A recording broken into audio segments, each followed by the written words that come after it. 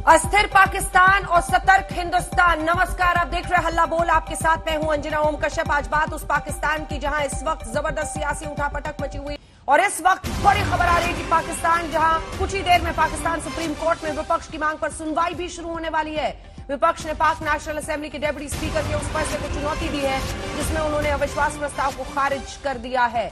लेकिन इसके आगे फसाने उलझने और भी हैं, क्योंकि राष्ट्रपति ने तो नेशनल असेंबली को ही भंग कर दिया है। ऐसे में स्पीकर के फैसले को भी अगर अवैध सुप्रीम कोर्ट ठहराता है तो क्या उससे नेशनल असेंबली की कार्यवाही फिर से शुरू हो सकती है? संकेत ऐसे हैं कि ऐसा होना मुश्किल है, क्योंकि नेशनल असेंबली को ही प्रधानमंत्री इमरान खान की सिफारिश पर राष्ट्रपति ने भंग कर दिया है। ये तस्वीरें हम आपको दिखा रहे हैं जब नेशनल असेंबली भंग किए जाने के बाद भी विपक्ष के नेताओं ने कार्यवाही की और इमरान खान के खिलाफ उनका दावा है कि 195 सांसदों की वोटिंग हुई है कुछ ही देर में। लेकिन पाक सुप्रीम कोर्ट में सुनवाई होगी और यहीं पर सारा एक्शन शिफ्ट कर चुका है, पहुंच चुका है, क्योंकि इमरान खान के इस मामले में डेप्यूटी स्पीकर के खिलाफ सुप्रीम कोर्ट पहुंचा है एकजुट विपक्ष। और अब डेप्यूटी तो इमरान खान ने एक तरह से ये कहा है कि अमेरिका के हस्तक्षेप की वजह से ये सब कुछ हुआ है। उन्होंने एम्बेसडर के साथ जो उनकी बैठक हुई थी उसके मिनट्स को जारी करके उसकी डिटेल्स को बताकर अमेरिका को कटघरे में खड़ा कर दिया है। लेकिन कह रहे हैं विपक्ष समझ ही नहीं पाया। अब्दुल समद साहब पीटीआई के नेता हमारे साथ जुड़ रहे हैं, प्रवक्ता है पीटीआई के।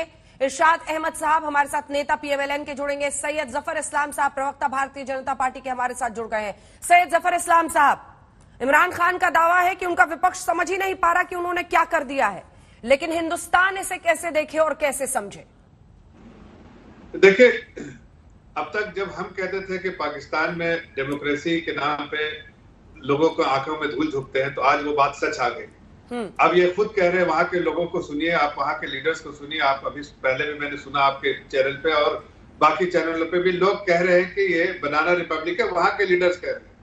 तो अब जब हमने पहले कहा था तो आज वो बात बिल्कुल साफ दिख रही है कि पाकिस्तान में कोई कानून है जैसी कोई बात नहीं, लॉलेसनेस बराबर रहा है और इसीलिए वहां से जो है टेररिज्म जो इतना जो तुल लेता है टेररिज्म, बिकॉज वहां पर लॉलेसनेस जो है, आज वो लॉलेसनेस की सिचुएशन वो साफ दिख रही है कि वहां के हुक्मरान अलग अलग डायरेक्शन में दौड़ रहे हैं। सबको गद्दी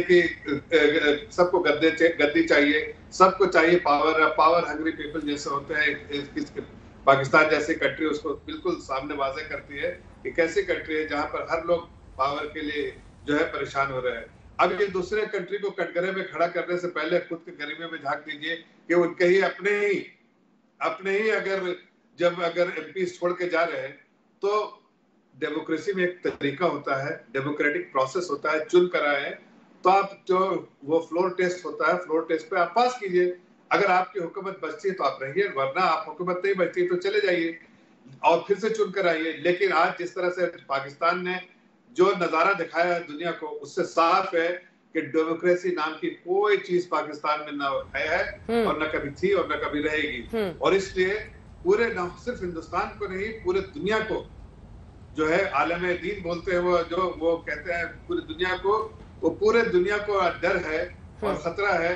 जो टेररिज्म वहां से जिसकी फैक्ट्री वहां पाकिस्तान में है, उसमें फिर और कहीं ना कहीं जो है तुल न पड़े, ये इस दुनिया को पूरे दुनिया को खतरा है इस बात। मोना आलम भी हमारे साथ पत्रकार इस वक्त जुड़ गई है पाकिस्तान से। लेकिन समद साहब आपके पास आते हुए, आप उनको गद्दार कहते हैं, वो आपको गद्दार कहते हैं। गद्दारी के इस खेल में पाकिस्तान के संविधान के साथ किसने गद्दारी की? समद साहब, देखिए, पहली बात तो ये कि मैं जफर साहब को रिस्पॉन्ड करना चाहूंगा कि जब इन्होंने ये कहा कि लॉलेसनेस है, देखिए अगर लॉलेसनेस तो तब होना कि जब यहाँ पे कोई एजिटेशन हो, यहाँ पे कोई कन्फ्रंटेशन हो, यहाँ पे कोई लोग जो है वो निकल आए, वायलेंस हो, सड़कों पे मुजाहरे हो रहे हो। ये कॉन्स्टिट्यूशनल या पॉलिटिकल क्राइसिस दुनिया में हुआ करते हैं।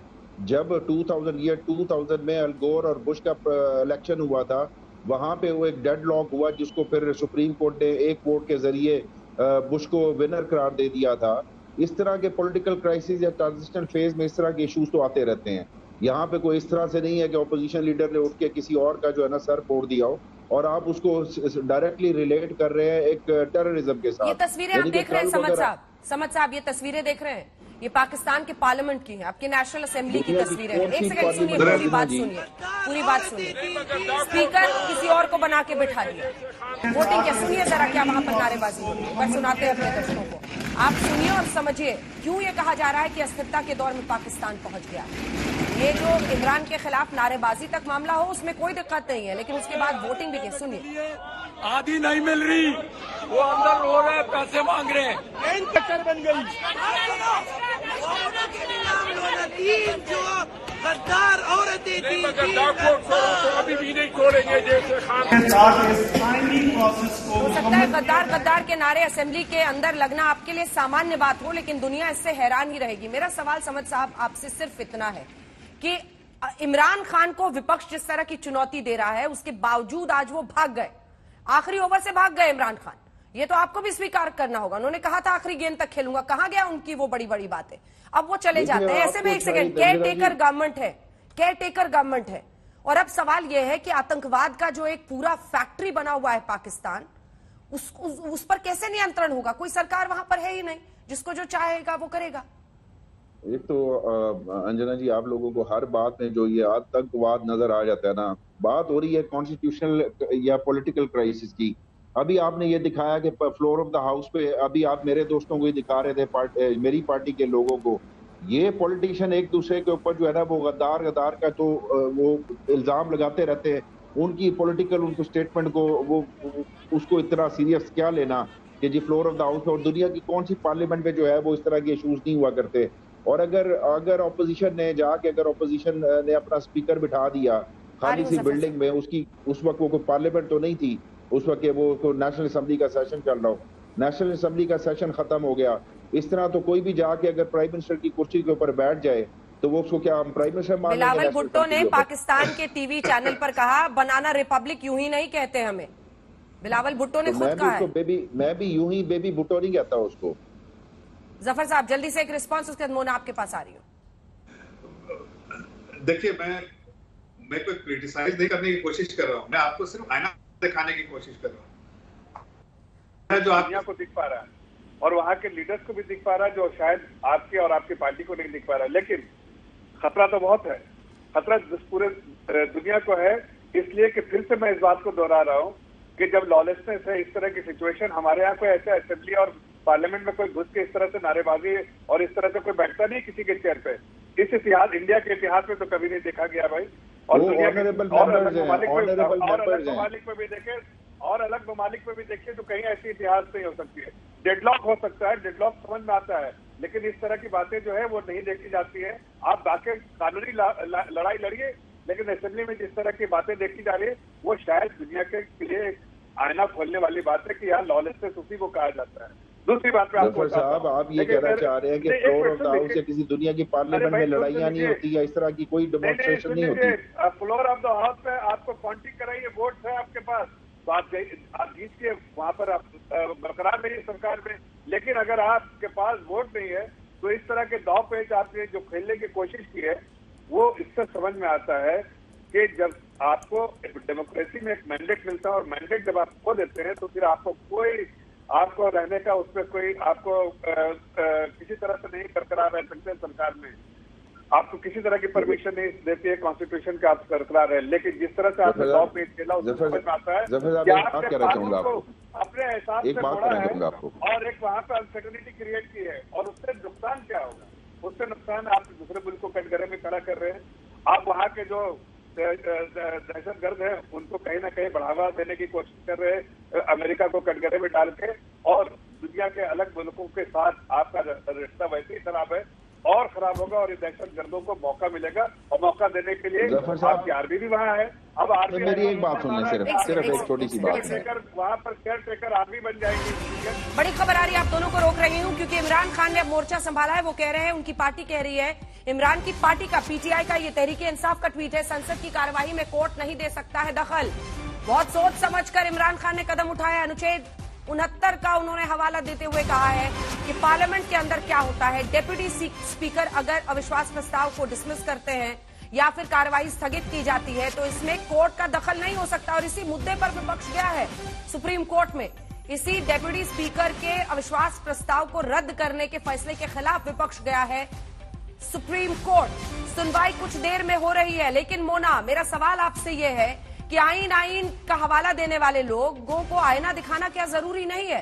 क्या डेप्यूटी स्पीकर के इस सडन फैसले को, अविश्वास प्रस्ताव का सामना करते ना, स्पोर्ट्समैन स्पिरिट दिखाते, उसके बाद जो उनको करना था वो करते, क्या उससे भागना एक बहुत बुरा संकेत नहीं देता है? देखिए, मेरा भी अपना ये ख्याल है कि उनको सामना करना चाहिए था इस नो कॉन्फिडेंस वोट का, क्योंकि अभी भी अगर टेक्निकली मैं देखूं, इमरान खान साहब शायद अगले 15 दिन के लिए, क्योंकि असेंबली डिसॉल्व हो गई है, लेकिन फिर भी वो प्राइम मिनिस्टर है, फिर भी उनके पास उस तरह के पावर्स नहीं है जैसे कि उनके पास तब थे जब वो फुल फ्लेज्ड और फुल थ्रॉटल में अपने प्राइम मिनिस्टर थे और पार्लियामेंट का हिस्सा थे, इलेक्टेड मेंबर थे। अब तो जाहिर है पार्लियामेंट नहीं है, तो उस तरह से वो प्राइम मिनिस्टर नहीं है, तो वो प्राइम मिनिस्टरशिप तो उनकी वैसे भी गई। जो ये नो कॉन्फिडेंस वोट था उसको भी अगर वो कर जाते या उसको अगर वोटिंग हो जाती तब भी वो प्राइम मिनिस्टर ना रहते, क्योंकि ऑपोजिशन के पास इट इज वेरी एविडेंट के नंबर्स हैं। और उन्होंने आज वो जो मॉक सा सेशन किया है, ऑल्दो वो काफी फनी था, मजाक सी चीज थी कि उन्होंने लाइटें बंद कर में और अपना स्पीकर भी बिठाया और गिनती की, लेकिन वो शायद ये दिखाने की और सिग्नल करने की कोशिश कर रहे थे मीडिया को और सारे देखने वालों को कि उनके पास नंबर्स पूरे थे। तो ऑब्वियसली गिवन कि उनके पास नंबर्स कई ज्यादा थे 172 से, वो उन्होंने वैसे भी आउट कर देना था प्राइम मिनिस्टर को, तो प्राइम मिनिस्टर वो उस सूरत भी नहीं रहते। प्राइम मिनिस्टर अब भी इमरान खान जो है वो अगले 15 रोज बाद नहीं होंगे, क्योंकि असेंबली डिसॉल्व हो गई है, फिर एक इंटरिम सेटअप आएगा जो कि आइडियली स्पीकिंग कॉन्स्टिट्यूशनली हुकूमत और मतलब सारी पार्टीज की मुशावरत से बनता है, यानी कि पीटीआई भी उसमें होगी और पीएमएलएन भी अपने जो कैंडिडेट्स हैं वो देंगे कौन होने चाहिए।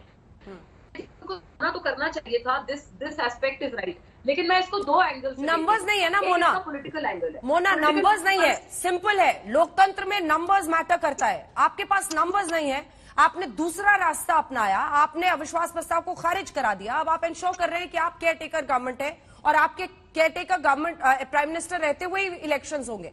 ये अपने आप में डेमोक्रेसी के लिए बहुत नो अंजना, मैं थोड़ी सी क्लैरिटी करना चाहूंगी, ये केयर टेकर गवर्नमेंट नहीं है। कॉन्स्टिट्यूशनली आर्टिकल के हिसाब से हमारे कॉन्स्टिट्यूशन के 15 दिन तक इमरान खान साहब वजीर आजम है, उसके बाद एक नया इंटरिम सेटअप आएगा जो कि 90 दिन में 90 डेज के अंदर, तो वो बेसिकली वो जो इंटरिम सेटअप होगा वो गवर्नमेंट और ऑपोजिशन दोनों की मर्जी से उनके कैंडिडेट्स दिए जाएंगे, फिर वो इलेक्शन कमीशन उसके अंदर आएगा। इलेक्शन कमीशन का फिर फाइनल वर्ड होगा कि वो इंटरिम सेटअप के कौन लोग होंगे, प्राइम मिनिस्टर कौन होगा। पाकिस्तान में जो सियासी हलचल हम इस वक्त देख रहे हैं, इमरान खान ने एक बड़ा पत्ता खेला है और वो ये है कि उन्होंने नेशनल असेंबली ही भंग करा दी है।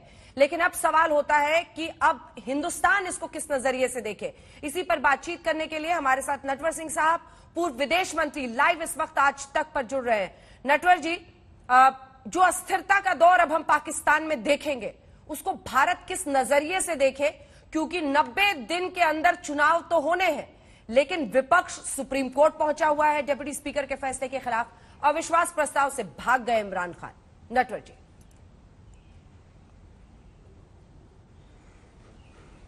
अब देखिए पाकिस्तान में जो कुछ हुआ है वो कुछ बहुत अजीब बात नहीं है, क्योंकि पाकिस्तान एक स्थिर मुल्क नहीं है, वहाँ ऐसी बातें होती ही हैं। मगर आज उम्मीद तो ये थी कि इमरान खान साहब इस्तीफ़ा दे देंगे, मगर उन्होंने तो पलटा ही बदल दिया। उनके पास हैं 142 मेंबर असेंबली के और विपक्ष के पास 199, और इन्होंने ये फैसला कर दिया कि हुकूमत तो मैं करूँगा, जो कि स्पीकर ने जो उनके साथ हैं वो असेंबली की मीटिंग स्थगित कर दी। अब वो विपक्ष के लोग गए सुप्रीम कोर्ट, अब देखिए सुप्रीम कोर्ट क्या करता है। मगर जो कुछ हुआ है वो ठीक नहीं है, क्योंकि पाकिस्तान में डेमोक्रेसी ने जड़ नहीं ली है। ये साफ संकेत है कि डेमोक्रेसी ने जड़ें वहां पर नहीं मजबूत की हैं, इसीलिए ऐसे हालात बने हैं। दो पूर्व विदेश मंत्री आज तक पर इस वक्त लाइव हैं। हमारे साथ यशवंत सिन्हा जी भी लाइव इस वक्त जुड़ गए हैं। यशवंत जी, आपका क्या नजरिया है इस पूरे घटनाक्रम पर पाकिस्तान में? क्या हम ये उम्मीद रखें कि वहां की सर्वोच्च अदालत एक स्वायत्त तरीके से इस पर फैसला लेगी? इमरान खान की पार्टी कह रही है कि जो कुछ पार्लियामेंट में हुआ है, जो डेप्यूटी स्पीकर ने पार्लियामेंट में किया है, उस पर सुप्रीम कोर्ट कैसे, और जो अस्थिरता हम देखेंगे पाकिस्तान में, उसको इंडिया कैसे देखे? यशवंत जी, देखिए, पहले तो मैं ये कहूंगा कि एक बार फिर पाकिस्तान में प्रजातंत्र का माहौल उड़ा और जिस तरह Imran Khan vote of confidence से भाग गए, वो अत्यंत शर्मनाक अध्याय है पाकिस्तान के प्रजातंत्र के लिए। अब सुप्रीम कोर्ट क्या करेगा कहना मुश्किल है, क्योंकि दोनों पक्ष हैं। सुप्रीम कोर्ट हस्तक्षेप कर सकता है, नहीं कर सकता है। लेकिन मैं आपसे एक बात बहुत जोर देके कहना चाहूंगा कि अंततः प्रजातंत्र जो है वो निर्भर करता है, उसकी ताकत जो है वो संस्थाएं होती हैं, इंस्टीट्यूशंस ऑफ डेमोक्रेसी जिसको कहते हैं, वो संस्थाएं उसको ताकत देती हैं। और पाकिस्तान में हमने देखा एक बार फिर कि संस्थाओं में कोई ताकत नहीं है। जिस तरह वहां पर डिप्टी स्पीकर ने आज व्यवहार किया है वो भी बहुत शर्मनाक है। तो मुझे लगता है कि पाकिस्तान में बहुत भारी अस्थिरता पैदा होगी, शायद लोग सड़कों पर उतरेंगे, लॉ एंड ऑर्डर का इश्यू आएगा, इमरान खान अपने ढंग से उसको दबाने का प्रयास करेंगे। और हमारे नेबरहुड में अगर इस तरह की घटनाएं घटती हैं तो ये भारत के लिए शुभ संकेत नहीं है, क्योंकि हम जानते हैं हमारे रिश्ते कैसे हैं पाकिस्तान के साथ, और पाकिस्तान कुछ भी कर सकता है। आंतरिक मामलों से निपटने के लिए पाकिस्तान कोई भी कदम उठा सकता है। अब जैसे अमेरिका के ऊपर दोष वो दे रहे हैं, उसी तरह कुछ भी कर सकते हैं। तो मैं बहुत चिंतित हूं आज पाकिस्तान में जो घटना चक्र चला है उसको लेकर। बिल्कुल, सेना को भी लेकर नटवर जी बहुत सारे सवाल खड़े हो रहे हैं, क्योंकि ये साफ संकेत है कि कन्फ्रंटेशन तो है। इमरान खान अपने रूस नीति को अब बचाव कर रहे हैं, at the risk of India की बड़ाई करना। वो ये रिस्क मोल लेते हुए प्रशंसा कर रहे हैं कि भारत की देखिए आजाद नीति है रूस पर। इधर बाजवा, जनरल बाजवा, उनके सेना प्रमुख कहते हैं कि हमें यूक्रेन के साथ खड़ा होना चाहिए। अमेरिका के हस्तक्षेप की बात वो खुलकर कह रहे हैं। तो अमेरिका से तो उन्होंने वहां के पॉलिटिकल सिस्टम का रिश्ता खराब कर ही दिया है, लेकिन सेना अब वहां पर जो एक रेटरिक शुरू करेगी भारत के खिलाफ, जो कुछ वो कर सकती है ये दिखाने के लिए कि हम कमांड में हैं, वो इंडिया के लिए बहुत ही सतर्क रहने का इशारा करता है। नटवर जी, देखिए ये जो कुछ वहां हो रहा है ये उनका अंदरूनी मामला है। अगर कुछ हमारे साथ वो छेड़छाड़ करेंगे तो जवाब दे दिया जाएगा उनको, एक बालाकोट फिर हो जाएगा एक। तो इसकी मुझे इतनी चिंता नहीं है। मगर जो कुछ जो हुआ आज वो पाकिस्तान के लिए ठीक नहीं है। और जो वहाँ ज़बान का इस्तेमाल हो रहा है कि ये गद्दार है, ये झूठा है, ये चोर है, ये शोभा नहीं देता इतने ऊंचे लेवल के ऊपर। हमारे यहाँ कभी ऐसा नहीं होता, हमारे किसी भी हाउस में, ना तो लोकसभा ना राज्यसभा में ऐसी भाषा का इस्तेमाल नहीं होता, और इनको करना नहीं चाहिए। जहाँ तक फ़ौज का सवाल है, चाहे इमरान साहब प्राइम मिनिस्टर भले ही हों और फ़ौज ने बयान दे दिया है कि वो इसमें दखल नहीं देगी, अंतिम में फ़ौज ही चलाती है पाकिस्तान की सरकार को, और इसको भी वही चलाएगी।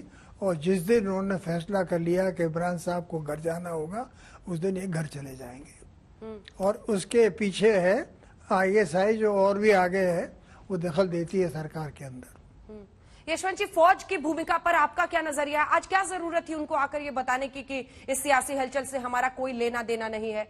फौज की भूमिका अब आप क्या देखते हैं? नहीं, फौज की भूमिका वही इस बार भी रहेगी जो बराबर से रही है। और पाकिस्तान में जो कुछ भी हुकूमत, कोई भी हुकूमत रही है, वो फौज के आशीर्वाद से ही रही है, उसके ब्लेसिंग से रही है। इमरान खान भी जब प्रधानमंत्री बने तो फौज के ब्लेसिंग से ही बने थे। अब जा रहे हैं तो फौज के विरोध के चलते जा रहे हैं। और इसलिए फौज का जो दखल है वहां की राजनीति में वो बरकरार है। आने वाले दिनों में शायद राजनीतिक अस्थिरता के चलते और भी मजबूत हो वो दखल। और मैं जैसा आपसे कह रहा था कि अगर पाकिस्तान में अनरेस्ट होता है, लोग सड़कों पर उतरने के लिए बाध्य होते हैं, एक लॉ एंड ऑर्डर सिचुएशन होता है, तो उसको कौन कंट्रोल करेगा? फिर फौज के लिए एक आसान एक्सक्यूज हो जाएगा ये कहना कि भाई इतनी बड़ी समस्या पैदा हो गई इसलिए हम कंट्रोल अपने हाथ में ले रहे हैं। इसलिए मैं फौज के कंट्रोल को, जो हुकूमत में वो हुकूमत को अपने हाथ में लेकर कर सकते हैं, कम से कम टेम्परली, उसको मैं रूल आउट नहीं कर रहा हूं आज के दिन। लेकिन इसका अर्थ तो फिर यशवंत जी ये हो जाएगा कि वो कश्मीर का मुद्दा हो, हर मुद्दे पर कहीं ना कहीं और भी आक्रामक होंगे, ध्यान वहां के अंदर के अंदरूनी कलह से हटे, इसलिए वो अपने आतंकवाद की मशीनरी को और भी, जो कहते हैं कि पुर्जों में और भी ऑयलिंग करना शुरू कर देंगे। हाँ, कर सकते हैं। ये खतरा बहुत बड़ा है और एक पड़ोसी देश के नाते हमको बहुत पैनी नजर बनाकर रखनी है पाकिस्तान के डेवलपमेंट्स के ऊपर और खास करके फौज की जो भूमिका है उसके ऊपर, और हमको अपनी तैयारी मुकम्मल रखनी चाहिए ताकि हम किसी तरह भी इस अस्थिरता के शिकार न हो।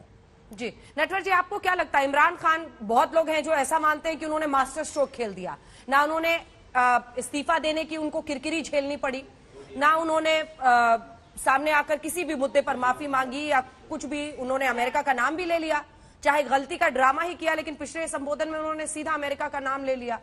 ऐसे में मास्टर स्ट्रोक है या उन्होंने अपने पैर पर कुल्हाड़ी मारी है जब वो लोकतंत्र के साथ ऐसा खुला खिलवाड़ करते हैं पूरे विश्व में? तो पाकिस्तान में सन 54 से तो लोकतंत्र हुआ नहीं है। सिर्फ लियाकत अली खान एक थे जो कि वो जब डेमोक्रेसी थोड़ी बहुत थी उसके बाद तो हुई नहीं है।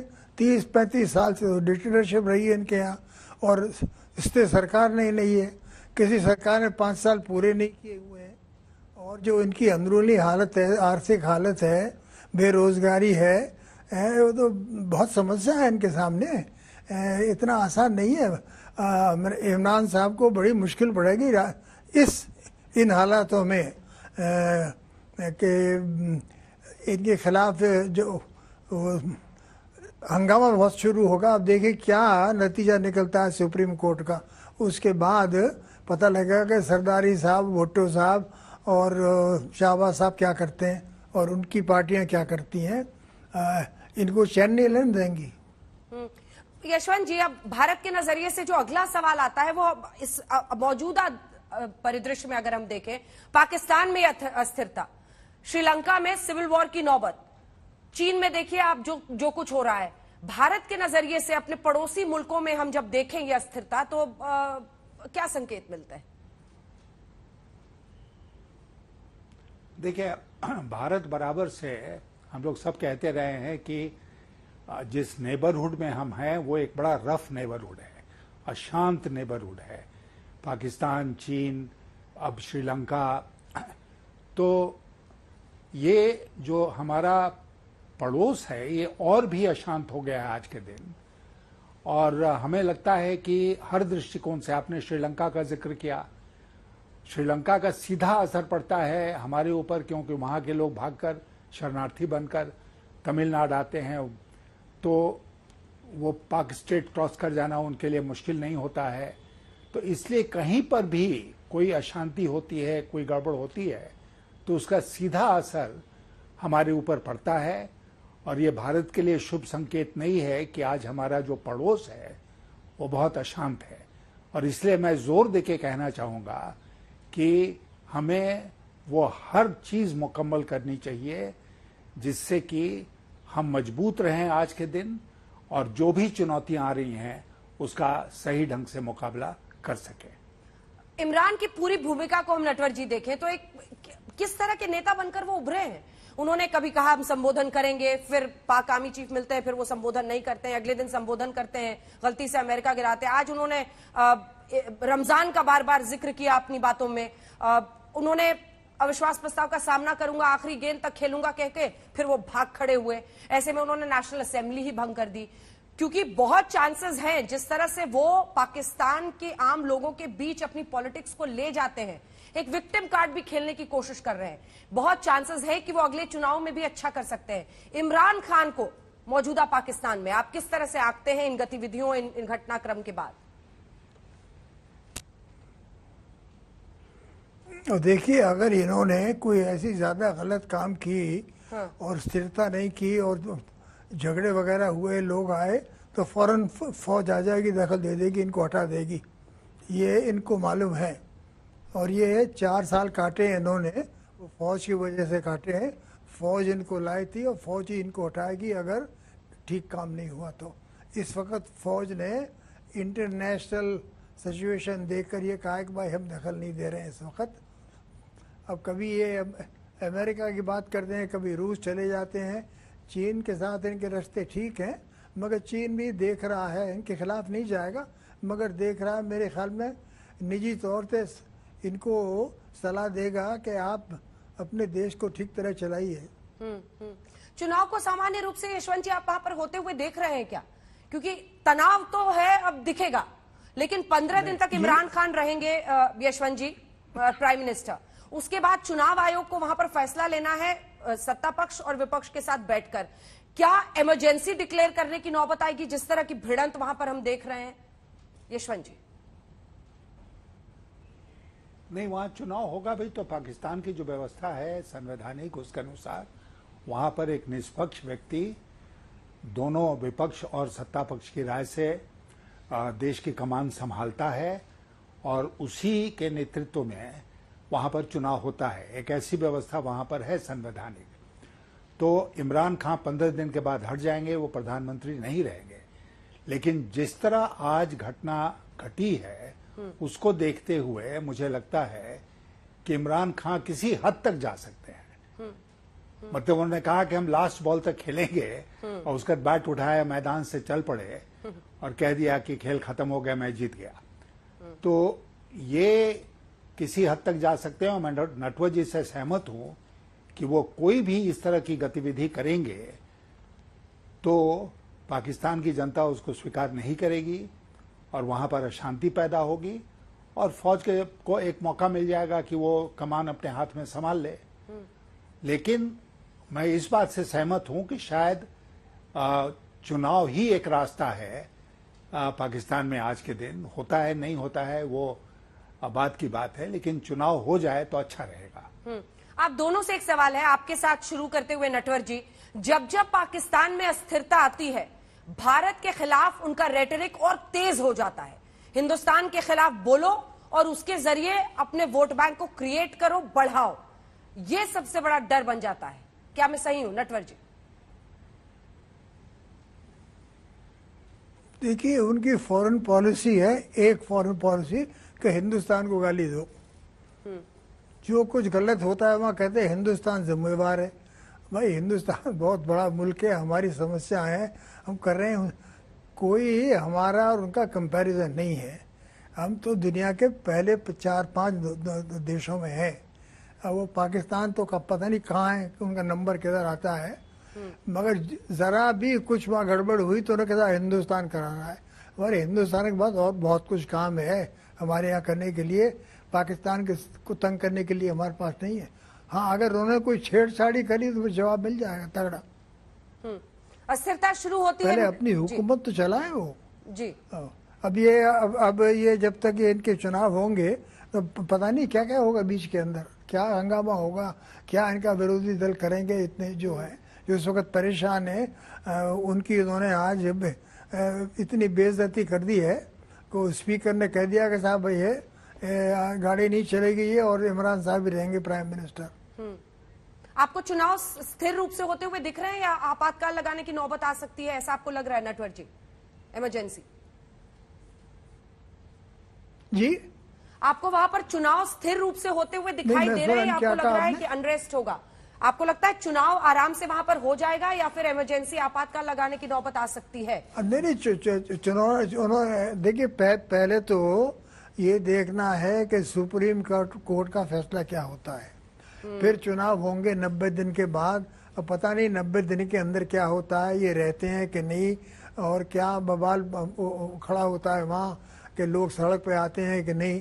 मान लीजिए चुनाव हो गए तो अभी ये पता नहीं कौन जीतेगा उस चुनाव के अंदर, क्योंकि इनके पास इस वक्त 142 सीट है असेंबली में और विपक्ष के पास है 199।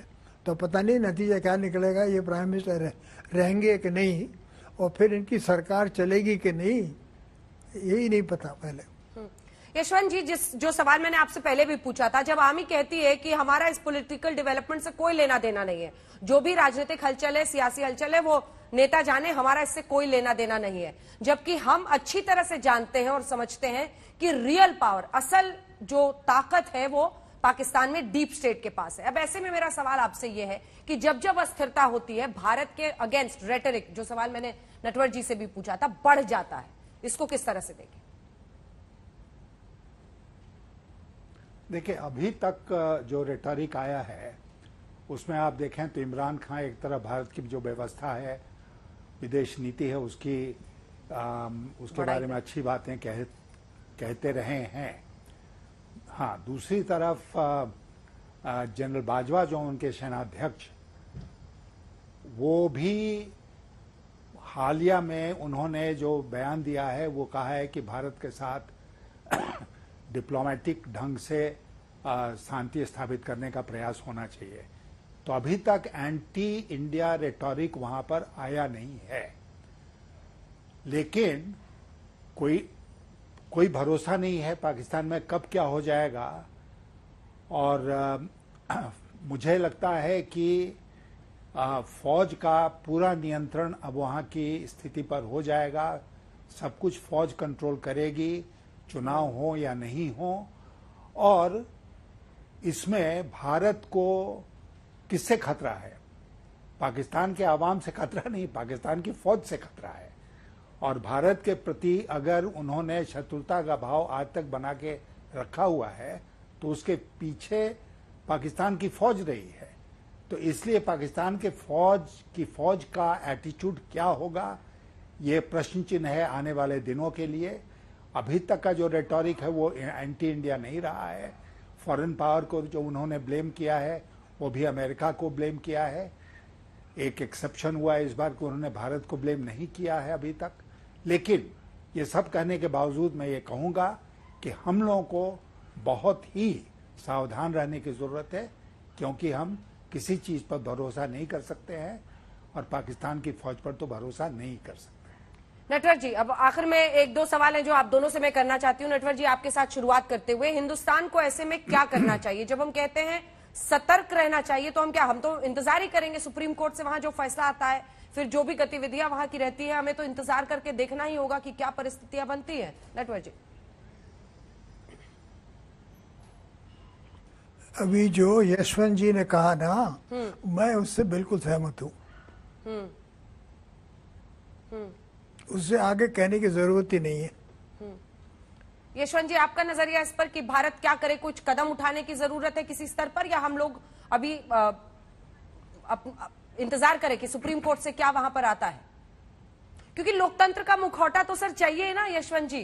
चाहे अमेरिका से मौजूदा दौर में रिश्ते खराब कर लिए हो इमरान खान ने, लेकिन डेमोक्रेसी का एक मुखौटा तो पाकिस्तान को चाहिए ही। अगर उसे अमेरिका और पश्चिमी देशों से एड चाहिए होता है तो जो हाथ वो फैलाए रखता है, उसके लिए एक लोकतंत्र का उसको सामने मुखौटा तो चाहिए ही होगा पैसे के लिए। यशवंत जी, देखिए, हम अभी जो बात कर रहे हैं वो पाकिस्तान के में जो आंतरिक स्थिति है, जो वहां हाल के दिनों में डेवलपमेंट्स हुए, उसके बारे में बात कर रहे हैं। वो आंतरिक मामला है पाकिस्तान का। हम उसको सावधानी से, सतर्कतापूर्वक ढंग से देख रहे हैं, लेकिन उसमें भारत की कोई भूमिका नहीं है। हमको डेवलपमेंट्स को वॉच करना पड़ेगा, उसके अलावा हमारे पास कोई दूसरा विकल्प नहीं है। लेकिन जैसा मैंने पहले जोर देकर कहा कि हमें अपनी तैयारी पूरी तरह से करके रखनी पड़ेगी कि अगर वहां पर परिस्थितियों में परिवर्तन होता है और कोई एंटी इंडिया एटीट्यूड वहां डेवलप करता है, वहां की फौज कोई मिस एडवेंचर करती है, तो फिर उसका जवाब देने के लिए भारत को तैयार रहना चाहिए। मुझे लगता है कि भारत बराबर उसके लिए तैयार रहता है, चाहे वहां पर स्थिरता हो या वहां पर अशांति हो। नटवर जी, अब घूम फिर कर जो सवाल पहले था वहीं पर हम पहुंचते हैं, और वो सवाल ये है कि चाहे वो रूस पर पाकिस्तान की नीति हो, जिसमें इमरान और आर्मी के बीच एक कॉन्फ्लिक्ट दिखा, साफ दिखा। उन्होंने कहा कि रूस की नीति को डिफेंड किया भारत का एग्जाम्पल देकर इमरान ने, वहीं वहां के आर्मी चीफ ने बीते दिन ये कहा है कि यूक्रेन के साथ हमें खड़ा होना चाहिए। कई मुद्दों पर एक कॉन्फ्लिक्ट नजर आ रहा है। क्या वाकई इमरान खान सेना के सामने आंखें तरेर रहे हैं इस वक्त?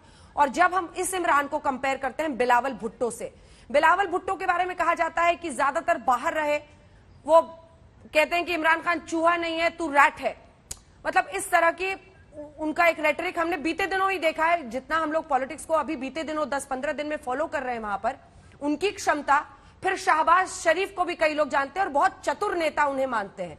जब हम इमरान वर्सेस ये दोनों ऑप्शंस को देखते हैं, क्योंकि मरियम बीवी शायद सामने नहीं आए, जो कि बेटी है नवाज शरीफ की, उनके भाई शहबाज ही अगले कैंडिडेट बने पीएमएलएन की तरफ से, ऐसे में इमरान वर्सेस बिलावल भुट्टो और शहबाज शरीफ, आपको क्या तस्वीर बेहतर दिखती है?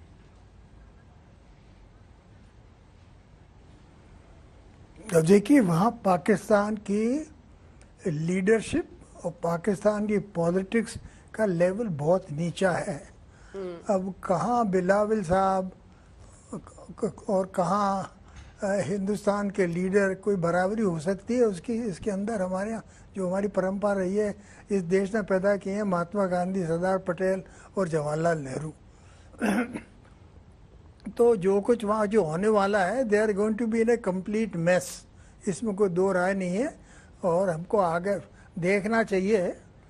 देखिए, 4 लड़ाइयाँ हुई हैं हमारी, पाकिस्तान से शुरू की हैं उनने, और 4 में उनकी हार हुई है। तो उसको याद रखना चाहिए, और बांग्लादेश को भी उनको याद रखना चाहिए कि कोई ऐसी गलती न करें कि हमारे को छेड़खानी करें, क्योंकि ऐसा तगड़ा जवाब मिलेगा कि याद आ जाएगी।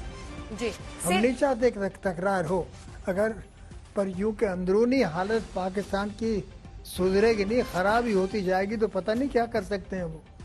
यही सवाल यशवंत जी आपसे, उसके लिए हमको तैयार रहना चाहिए। इमरान वर्सेस बिलावल भुट्टो और शहबाज शरीफ, भारत के नजरिए से।